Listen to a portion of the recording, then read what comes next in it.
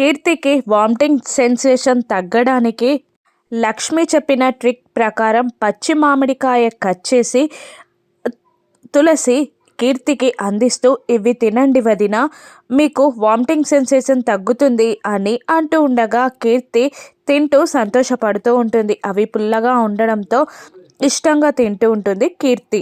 అది చూసిన కనిష్క ముఖం వికారంగా పెట్టుకొని బసవరాజు దగ్గరికి వెళ్ళి టిఫిన్ మానేసి పచ్చి మామిడికాయ తినే అంత మంచిగా ఉంది మీ కూతురు అని వెటకారంగా చెప్తూ ఉంటుంది కనిష్క. దాంతో బసవరాజు షాక్ అవుతాడు.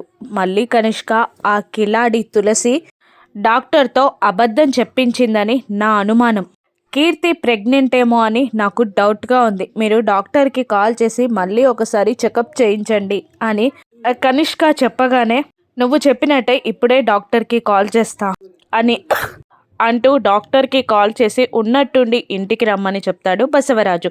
ఆ మాటలన్నీ విన్న తులసి షాక్ అయి టెన్షన్ పడుతూ కీర్తి దగ్గరికి వెళ్ళి, మీ నాన్నగారు డాక్టర్కి కాల్ చేస్తున్నారు అనగానే టెన్షన్ పడుతూ ఉంటుంది కీర్తి కూడా. డాక్టర్ రావడం, కీర్తిని ప్రెగ్నెన్సీ చెకప్ కోసం చిన్న కిట్ ఇవ్వడం, దాన్ని ఎగ్జామినేషన్ చేస్తూ ఉంటాడు డాక్టర్. హాల్లో అందరూ టెన్షన్ పడుతూ ఉంటారు. డాక్టర్ బయటికి రాగానే ఏమైందని బసవరాజు అడుగుతుండగా, నిజంగానే ఆ అమ్మాయి ప్రెగ్నెంటే అని డాక్టర్ చెప్పగానే బసవరాజు, అమ్మ, భార్య అందరూ షాక్ అవుతారు.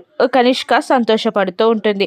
సిద్ధు కూడా ఇప్పుడు బసవరాజు ఏం చేస్తాడో అని టెన్షన్ పడుతూ ఉంటాడు. కీర్తికి మళ్ళీ అబార్షన్ చేయిస్తానని బసవరాజు అంటాడా? హరీష్ కీర్తి కలవనున్నారా? తులసి బసవరాజుని అడ్డుకోగలదా? రాను ఎపిసోడ్స్లో చూద్దాం. Thank you for watching.